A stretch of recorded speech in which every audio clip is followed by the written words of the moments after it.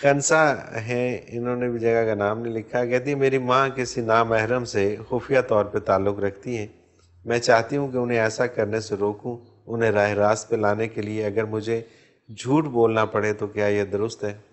نہیں بچے، کوئی ایسا جھوٹ جس میں کسی دوسرے کا نقصان نہ ہو اور تمہاری ماں کا بھلا ہو جائے، وہ اس ضرورت کے تحت جائز ہے، وہ جھوٹ نہیں ہوتا.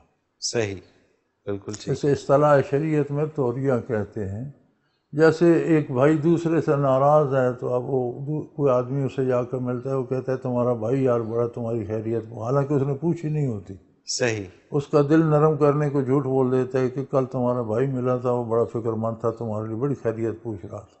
بالکل کچھ صحیح. اس کا دل نرم ہو جاتا ہے نرم ہو جاتا ہے تو اسی وہ اس طرح کے سے. لیے کوئی اچھی بات کہہ دے، وہ اچھی بات اس کو پہنچا دیتا ہے تو ان میں صلح ہو جاتی ہے.